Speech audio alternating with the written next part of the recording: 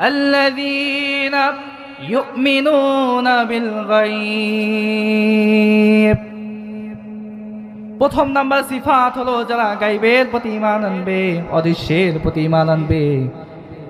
মুত্তাকিদের 5 সিফাতের মধ্যে প্রথম নাম্বারের সিফাতের অধিকারী তারা হয়ে যাবে।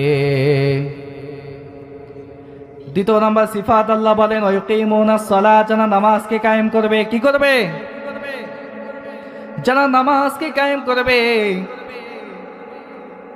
দ্বিতীয় নাম্বার সিফাতের মধ্যে তারা অন্তর্ভুক্ত হয়ে যাবে। তৃতীয় নাম্বার সিফাত আল্লাহ বলেন ওয়া মিম্মা রাযাকনাহুম ইউনফিকুন, আমি তাদেরকে যেই রিজিক দিয়েছি, আমার বান্দাদেরকে যেই রিজিক দিয়েছি, এই রিজিকের মধ্যে থেকে তারা আমি আল্লাহর রাস্তায় তারা খরচ করবে। এটা হবে মুত্তাকিদের তৃতীয় নাম্বার সিফাত। কয় নাম্বার? তৃতীয় নাম্বার সিফাত হবে আল্লাহর পক্ষ থেকে দেওয়া যে রিজিক, এই রিজিক থেকে আল্লাহর রাস্তায় খরচ করতে হবে।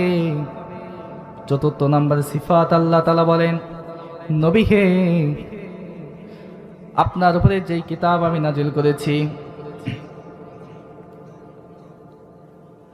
ওয়াল্লাযীনা ইউমিনুনা বিমা উনজিলা ইলাইকা ওয়া মা উনজিলা মিন ক্বাবলিক। মুত্তাকিদের চতুর্থ নম্বরের সিফাত হলো আমি আল্লাহ তাদের আপনার উপরে যেই কিতাব নাজিল করেছি নবী হে, আপনার সেই কিতাবের উপরেও তারা ঈমান আনবে। শুধু তাই নয়, আপনার কিতাবের উপরেই নয়, এই কোরআনের উপরেই নয়, বরং আমি ইতিপূর্বে যেই নবীদের উপরে কিতাব নাজিল করেছি, তাওরাত নাজিল করেছি, জাবুর নাজিল করেছি, এগুলো সবগুলোর উপরেই তারা ঈমান আনবে।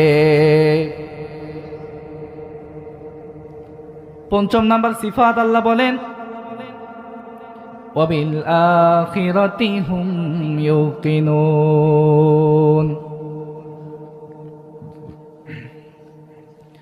মুত্তাকিদের পঞ্চম নাম্বার সিফাত হবে তারা আখিরাতের উপরে বিশ্বাস করবে, আখিরাতের উপরে ঈমান আনবে।